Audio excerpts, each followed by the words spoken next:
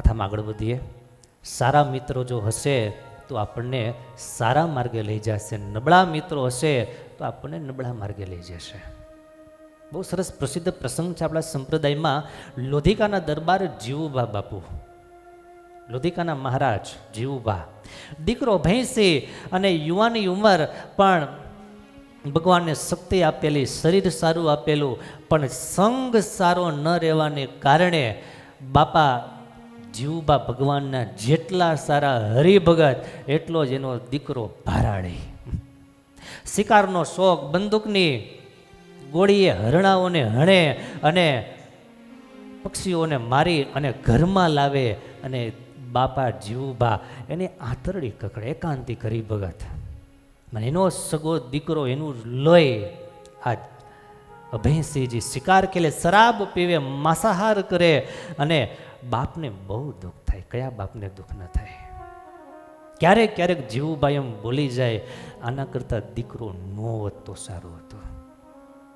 મારી દ્રષ્ટિએ સંતાનની મોટામાં મોટી નિષ્ફળતા એ છે કે ક્યારેક મા બાપના મનમાં એમ થઈ જાય, આના કરતાં આ ન હોત તો સારું હતું. આવો એકવાર સંકલ્પ થઈ જાય, સમજવાનું આપણું બધું જ પુણ્ય ફેલ થઈ ગયું, આપણું બધું જ પુણ્ય બળીને ભસ્મ થઈ ગયું. એકવાર એના મનમાં એમ થઈ જાય, આના કરતાં નો જન્મ હોતા, નો પૈકો હોત તો સારું હતું. પ્રત્યેક સંતાનોની આ ફરજ છે. પ્રત્યેક સંતાનોને આ વિચાર કાયમને માટે હૃદયમાં સંઘરી રાખવા જેવો છે કે મા બાપને ક્યારેય એમ ન થાય, આના કરતાં આ દીકરો ન હોત તો સારું હતું. અને ગુરુને ક્યારેય એમ ન થાય, આના કરતાં હરિભગત ન થયો હોત તો સારું હતું. આવો જો સંકલ્પ ગુરુને થાય, ભગવાનના સંતોને થાય, સમજવાનું કે કલ્યાણ આ જન્મમાં તો નહીં, પણ અનંત જન્મ સુધી કલ્યાણ આપણું છે નહીં. હવે માટે આનાથી બહુ બચવું.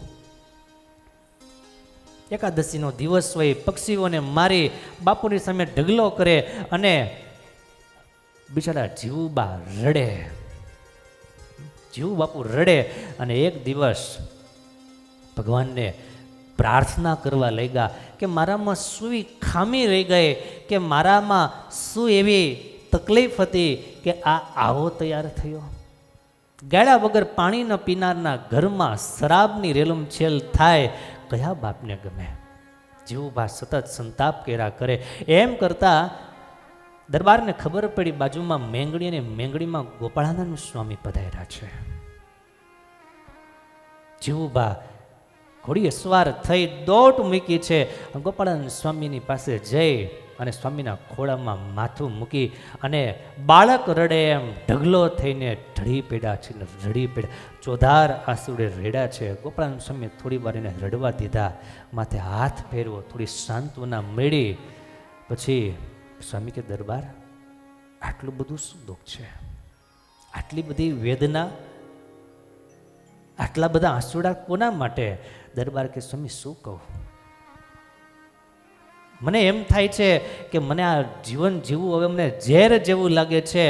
વાત કરોમાં મને ભગવાનની પાસે મોકલી દો તો સારું, અને કાં મારા દીકરાને મોકલી દો, બાકી હવે આ દિવસો પસાર કરવા અઘરા છે. સ્વામી કે કાં આવી વાણી આજે કેમ? સ્વામી, કુંવરે જીવવું ઝેર જેવું કરી નાખ્યું છે, હરામ કરી નાખ્યું છે, કુસંગનો પાસ લાગ્યો છે, અને ભાઈબંધો એવા એને ભટકાણા છે. નહીં તો સ્વામી મારા ઘરમાં વાતાવરણ કેવું, ઘરમાં આટલું સત્સંગવાળું ભક્તિભર્યું વાતાવરણ, અને સ્વામી એ ઘરમાં શરાબ, એ ઘરમાં માંસાહાર, એ ઘરમાં હિંસા. ગોપાળાનંદ સ્વામી કે બાપુ ધીરજ રાખો. સ્વામી ધીરજ કેમ રહે?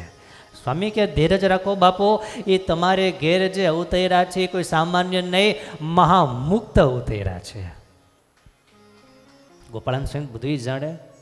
સ્વામી મુક્ત, આમાં મુક્ત કોણ કેમ કેવા? સ્વામી કે દરબાર ધીરજ રાખો, બધું સારું થઈ જશે. અમારા મુખમાંથી વેણ નીકળ્યું છે, નહીં હોય તો થાશે. હવે કાંઈ ગોપાળાનંદ સ્વામી કહે એ કદાચ તમારો અભયસિંહ મુક્ત નહીં હોય તો થાશે. સ્વામી તમારી કૃપા હોય તો શું ન થાય. આ બાજુ દરબાર તો સવારમાં મેંગણી નીકળી ગયેલા, અને કુંવર અભયસિંહજીને વિચાર આવ્યો કે હું જાઉં હિંસા કરવા કે શિકાર કરવા માટે જવું છે. સવારના પોરમાં બાપુએ કીધેલું કે બેટા અભયસિંહ, આજે ગોપાળાનંદ સ્વામી આવ્યા છે, મેંગણી તો બહુ નજીકમાં છે, તો તું આવજે. પણ હવે કુસંગ જેને વ્યાપી ગયો એને સાધુનો સંગ કેમ ગમે? અને કે છે કુંવર કે છે જાઓ જાઓ, તમે તમારું કામ કરો, હું મારું કામ કરીશ. મેં તમને કીધું કે નહીં જવાનું, કે જવાનું, તમે મને કોણ કહેનારા? આવી રીતના વાત કરીને 12 જોટાળી લઈ અને અભયસિંહ નીકળ્યા. એના જેવા માણાને હારે લઈ અને એક હરણની પાછળ પડ્યા. હરણ દોડતું દોડતું દોડતું આગળ આગળ નીકળી ગયું અને ઘોડેસવાર થઈ અને અભયસિંહજી બાપુ એની પાછળ દોડે. પણ આજે હરણમાં માનો મારો હરિવર માનો પ્રવેશ કર્યો હોય અને હરણે દિશા પકડી આજે મેંગણી બાજુની. મેંગણી બાજુ હરણું દોડતું દોડતું નીકળી ગયું અને નજરથી ઓझલ થઈ ગયું એ હણકું. મેંગણીનું પાદર આવી ગયું અને અભયસિંહજીને એમ થયું કે લે, આ તો મેંગણી આવી ગયું. આ દિવસ સુધીમાં એવો કોઈ પ્રસંગ નથી કે મારા હાથમાંથી કોઈ શિકાર છટકી ગયો હોય. પણ હવે જે હોય તે, હવે મેંગણીનું પાદર આવી ગયું. ત્યાં વિચાર આવ્યો, બાપુ કહેતા હતા કે આજે મેંગણી આવજે અને ગોપાળાનંદ સ્વામી ત્યાં આવ્યા છે, તે બાપુનું માન રાખવા, બાપુને સારું લાગે, લ્યો ને થાતો જાવ. જો ને વિચાર આવ્યા. આ બાજુ ગોપાળાનંદ સ્વામી કહે છે એ મુક્ત છે અને નહીં હોય તો મારી કૃપાથી થશે, મારા વચને કરીને થશે. અને બરાબર એ જ દિવસે મેંગણીમાં આવવાનું થયું. ગોપાળાનંદ સ્વામી સભામાં બેઠેલા અને અભયસિંહજી ગોપાળાનંદ સ્વામી જ્યાં બેઠા છે ત્યાં આવ્યા અને સ્વામીના પગમાં પડ્યા. સ્વામીને પગે લાગ્યા. હરિભગતનો દીકરો એટલા સંસ્કારો તો હોય, ભલે કુસંગે કરીને દૂર રહેતો હોય પણ સંસ્કારો તો બાપ ક્યાંક ને ક્યાંક પાંગરે છે. માટે હું ઘણીવાર કહું છું કે હરિભક્તોએ પોતાના દીકરાઓને સત્સંગ સભામાં બેસાડવા, કથા વાર્તામાં બેસાડવા, કારણ કે એનાથી જ એના જીવનમાં મહા મોટું પરિવર્તન આવી શકશે. એનાથી જ પરિવર્તન સંભવ, બાકી કોઈ પરિવર્તનનો ચાન્સ કે કોઈ રસ છે જ નહીં. સ્વામીએ આવકાર આપ્યો. ઓહો, આ તો અભયસિંહ કે શું? અભયસિંહ કે હા હું અભયસિંહ. સ્વામી કે આવો આવો આવો. એ ભગવાને પણ કાંઈ શરીર આપ્યું છે ને, કાંઈ સિંહને પાછા પડે હાવજના કાન જાલીને તગડી મૂકે એવું શરીર આવ્યું, એવી શક્તિ આપી હો તમને બાપુ. આમ સ્વામી બે વાત કરી. આ એક રીતિ છે. અભયસિંહ બાપુને વાત થોડી ગમી અને સ્વામી કે બેસો, થોડી વાર બેસો, પછી તમે તારે નીકળી જશો, થોડીક વાર બેસો. આમ ગોપાલ સ્વામીએ કીધું. બાપી યોગીરાજ ગોપાળાનંદ સ્વામી, એની આંખમાં, અભયસિંહની આંખમાં ગોપાળાનંદ સ્વામીએ પોતાની નજર પોરવી અને સ્વામીએ વાત કરી. અભયસિંહજી કેમ આમ? આટલું જ ખાલી બોલ્યા કે અભયસિંહ આમ કેમ? આટલું ખાલી બોલ્યા અને કોણ જાણે આગળ સામેના હૃદયે શું સ્વીકાર્યું કે શું એને સમજાણું. અને ચોધાર આળસુએ અભયસિંહ બાપુ રડી પડ્યા અને રડવાની સાથે પશ્ચાતાપ, અને પશ્ચાતાપની સાથે તમામ પાપ એ બધા આંસુરાની સાથે ખરી પડ્યા છે. સ્વામીના ચરણોમાં ફરી પાછું મસ્તક ઝુકાવ્યું અને દોડી સ્વામીના પગ પકડી લીધા. ગુરુદેવ મને માફ કરો, ખબર નહીં મને શું થઈ ગયું હતું, ખબર નહીં હું કઈ દિશામાં ભટકી ગયો હતો, પણ તમે મારી સામે નજર કરી અને મારું અંતઃકરણ આજે ફરી ગયું છે. હવે મને ભગવાનના માર્ગે ચડાવો, મારા પર્વત જેટલા પાપના તમામ તાપને મને નાશ કરાવો, માફ કરાવો, શાંત કરાવો. ગોપાળાનંદ સ્વામીએ પેલા જે હાથ એના બાપની માથે મૂક્યો તો એ જ હાથ આજે એના દીકરાની માથે મૂક્યો છે. અભયસિંહની માથે ગોપાળાનંદ સ્વામીએ હાથ મૂક્યો ને સ્વામી કહે છે, જીવુભા જો આ અક્ષરધામનો મુક્ત તમને મનાતું નહોતું ને કે આવો ભરાડી, આવો પાપીઓ, અને એ અક્ષરધામનું મુક્ત કેમ હોય? આ અક્ષરધામનો મુક્ત માનો થઈ ગયો. ગોપાળાનંદ સ્વામીએ વર્તમાન ધરાવ્યા, પરંતુ પહેલાં કીધું કે બાપુ વર્તમાન તો ધરાવવું, વર્તમાન ધરેલું હું તમારો ગુરુ થાવ, તમારા શિષ્ય થાવ. હા ગુરુદેવ, એમાં તો કંઈક ના નહીં. તો પછી ગુરુની વાતે માનવી પડે હો. તો તમે બાપજી જે કોઈ વાત મારે હવેથી માનવી, આજ દિવસ સુધી મારા પાપ માફ કરતા હો તો હવે પછીની આખી જિંદગી તમારા નામે કરી આપું છું. સ્વામી કે આજથી આ મોઢામાં શરાબ નહીં, આ મોઢામાં માંસ ભક્ષણ નહીં, હિંસા નહીં, ચોરી અવેરી વટલવું નહીં, વટલાવું નહીં. સ્વામી પંચ વર્તમાન ધરાવ્યા, સ્વામી સત્સંગની વાતો થોડી કરી અને એ શબ્દોને અને એ તમામ સંસ્કારોને સાથે લઈ અને અભયસિંહ બાપુ ગયા છે પોતાને ગામ. પરમ હરિભગત થઈને રહ્યા.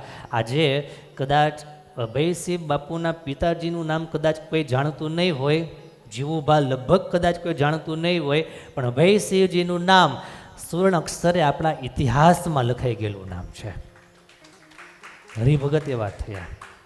એનો એ જીવ જ્યાં સુધી કુસંગી મિત્રોના યોગમાં હતો ત્યાં સુધીનું જીવન કેવું હતું તમારી નજરની સામે. એના એ જીવને જ્યારે ભગવાનના સંતનો યોગ થયો, સંતને જ્યારે મિત્ર બનાવ્યા, સ્નેહી બનાવ્યા, એનું જીવન કેવું થાય એક દ્રષ્ટાંત આપી મારે કથાને પૂર્ણ કરવી છે. રાતને વર્ષોના વાણા વહી જાય, જીવુભાની આ લોકમાંથી વિદાય થાય.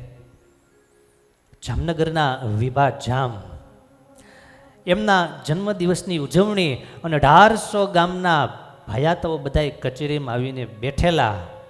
કોઈ 10 ગામના, કોઈ 2 ગામના, કોઈ 5 ગામના, કોઈ 20 ગામના, આવી રીતના ડાયરો ભરાઈને બેઠેલો બાપ. ડાયરામાં તો પછી આ બધું હોય જ. અભયસિંહ બાપુ પણ આ ડાયરામાં બેઠેલા, પણ બેહવાનું કારણ અલગ હતું. જવું પડે, કારણ કે એમની નીચેનું રાજ્ય આવે એટલે જવું પડે. ગયા, બેઠા, હાથમાં માળા, મુખમાં સ્વામિનારાયણ સ્વામિનારાયણ સ્વામિનારાયણ સ્વામિનારાયણ નામ, અને જપ કરે છે, ભજન કરે. એક દિવસનો ભારાડી, પણ યાદ રાખજો દિશા કો બદલો કિનારા બદલ જાયગા. એક માત્ર દિશા બદલે આખો કિનારો બદલી જાય. ક્યાં એક દિવસનો ભારાડી આ જીવ અને ક્યાં આજે આ ભગત થઈ ગયેલો જીવાત્મા, આ યુવક. વૈજ્ઞાનિકો યાદ રાખજો, ડૉક્ટરો હાર્ટ ટ્રાન્સપ્લાન્ટ કરી શકે છે, હૃદય આજે બદલાવાના ઓપરેશન સક્સેસ થાય છે, હૃદય આખા ચેન્જ કરી શકે છે. પણ સ્નેહીજનો યાદ રાખજો, હૃદય કદાચ ડૉક્ટર બદલી શકે છે, પણ હૃદયના ભાવને આવા સદગુરુ, આવા સંતો જ માત્ર બદલી શકે છે. એને બદલવાની તાકાત એ માત્ર ને માત્ર ભગવાનના એકાંતિક આવા સદગુરુમાં, આવા સંતોમાં જ માત્ર હોય છે. પરિવર્તન આખું આવી ગયેલું. ભાયા તો બેઠેલા બધાય, દારૂ પીરસાય, પ્યાલીઓ ચાલતી હોય, ફરતી હોય, અને એમાં તમે જો તમે નિયમ ધર્મ પાળો એટલે સૌથી વધારે ચિંતા કે સૌથી વધારે વિરોધ નિયમ ન પાળતા હોય એને હોય. ખરું કે નહીં? તમે લસણ ડુંગળી ન ખાતા હો એટલે તમને પરાણે આગ્રહ કરે છે. એનો એ પેંડાનો આગ્રહ લસણ ડુંગળીનો જ આગ્રહ કરે. કારણ કે એને એમ મનમાં એક ચિંતા, એક ઈર્ષા એવી પેદા થાય કે અમારા કરતાં હારો થઈ જાય. એટલે પ્યાલે જે ફરતી હતી, અભયસિંહ બાપુ પાસે આવી. અભયસિંહ બાપુ કે છે ના, આગળ મારે નહીં ચાલે. પ્યાલી જે ફેરવનારો જે હતો એ કહે છે કે અભયસિંહજી, આ વિભા જામનો પ્રસંગ છે, એનો આજે જન્મદિવસ, ભલે તમે ન લેતા, આજે મોતિયાવાળાનો જન્મ આજે તો લેવું જ પડે ને. આ મહેફિલ છે, બધા પીવે, તમને શું વાંધો? લ્યો લ્યો. પીરસનારે બહુ આગ્રહ કર્યો, પણ અભયસિંહજી બાપુ કે છે કે ભાઈ તું રહેવા દે, તું આગળ વહી જા. થોડીક ચળભળ થઈ અને ત્યાં વિભા જામની નજરમાં આ પ્રસંગ આવ્યો. વિભા જામ કે શું છે ત્યાં, શું ચળભળ ચાલે છે ડાયરામાં, આ શું થયું? વિભા જામની વાત સાંભળી અને પેલો હમીલ્યો તરત કે બાપુ, આ લોધિકાના અભયસિંહ દરબાર, હા એ અમને લાગે છે બાપુ અમારા હાથનો નહીં લે. એ એવું કહેવા માગતા લાગે છે કે વિભા જામ જો એના હાથે આજે જામ આપે તો આજે લેવો, બાકી અમારા હાથે તો અમે તો નાના માણસ કહેવાઈએ. બાપુ અમારા હાથે છે લે. એને પાછું મરચું ભભરાયું એમાં. વિભા જામ કરે એવું છે, લ્યો લ્યો. તો મારો જન્મદિવસ અને કદાચ એને આગ્રહ એવો હોય તો વિભા જામના હાથને તો વિભા જામનો હાથ ક્યારેય પાછો પડતો નથી. હાલો હું આવું એમ કરી સિંહાસન ઉપરથી ઊભા થઈ અને વિભા જામ હાથમાં પ્યાલી લઈ અને કે છે કે લે અભયસિંહ ભાઈ આ મારા હાથથી બસ હવે કઈ તારે આમ જ્યાં વાત કરે છે. અભયસિંહની પાસે જ્યાં પ્યાલી પહોંચે અને ત્યાં સટાક દઈ અભયસિંહજી પોતાની ભેટમાં કટાર જે ખોસેલી કટાર કાઢી બહાર અને અભયસિંહજીએ કટાર હાથમાં લઈ અને વિભા જામને કહે છે કે બાપુ એક કામ કરો, જે હાથમાં પ્યાલી છે પ્યાલીને નીચે મૂકી એ હાથમાં આ કટાર પકડી અને આ અભયસિંહના ગળામાં એક કાણું પાડી દો, એક ફાંકું પાડી દો અને તમારે આગ્રહ તમારું બહુ હોય, તમારો હાથ પાછો ન પડે એટલા માટે બાપુ એ દારૂ ગળામાં તમે તમારા હાથે નાખી, બાકી આ મોઢામાં તો દારૂ પડશે નહીં. હે આ શું બોલે છે? આવું કેમ? આ મારું અપમાન નહીં? બાપુ આ તમારું અપમાન તમને લાગતું એટલા માટે જ મેં તમને બીજો ઉપાય બતાવ્યો. બાકી ગુરુદેવ ગોપાળાનંદ સ્વામીને વચન આપીને બેઠો છું કે આ મોઢામાં હવે શરાબ નહીં એટલે હવે ન હોય. હવે આ મોઢામાં શરાબ ન હોય કારણ કે હું જો હવે શરાબ પીવું, માંસ ખાવું, ન ખાવાનું ખાવું, ન પીવાનું પીવું તો બાપુ મારા ગુરુનું ગૌરવ લાજે, મારા ગુરુનું ગૌરવ. મેં મારા ગુરુને વચન આપેલું છે. સારી કચેરી સ્તબ્ધ થઈ ગઈ. શું આવું હોઈ શકે? આવી તાકાત? જામ અવાક થઈ ગયા અને અભયસિંહજીને ભેટી પડ્યા કે વાહ મારા હાવજ, વાહ મારા રાજમાં આવા ટેકીલા ભાયા તો છે. એને જોઈ મારી છાતી આજે ગજગજ ફૂલવા લાગી છે. એમ વિભાજામ રાજી થયા. આને કહેવાય ગૌરવ, આને કહેવાય પોતાના ગુરુનું ગૌરવ. એકવાર ગુરુ વચન આપે, એકવાર ગુરુ આદેશ કરે, આજ્ઞા કરે, આ મોઢામાં કોઈ પ્રકારનું વ્યસન નહીં એટલે બોલો તો નહીં એટલે આ નહીં ખાનારા બોલે છે, ખાના નહીં એટલે નહીં. આપણને આપણું ગૌરવ હોવું જોઈએ. આપણે કોના છીએ, આપણા ગુરુ કોણ છે, આપણા ઈષ્ટદેવ કોણ છે, આપણે કોના કહેવાઈએ છીએ એનું આપણને જો ગૌરવ હોય, એની આપણને અસ્મિતા હોય તો આપણાથી ક્યારેય ખોટું કામ ન થાય, આપણાથી કોઈ પ્રકારનું વ્યસન ન થાય. મરી જાવ પણ ખોટું કામ કરવું નહીં. આવું ક્યારે થાય? આવું ગૌરવ હોય ત્યારે. અને સારા મિત્રના સંગમાં રહીએ ત્યારે સારા થવાય. મોટે ભાગે તમે જોજો ને સંતોનો અનુભવ હોય, આગ્રહ કરે કે ભાઈ આ વ્યસન છોડો, એટલે તરત એમ કે સ્વામી વ્યસન તો એકવાર છોડી દીધું હતું પણ આજુબાજુની બેઠક ઉઠક એવી ને, ખરું ને, બેઠક ઉઠકે કરી અને પાછું આ બધું પાપ આવી જાય છે.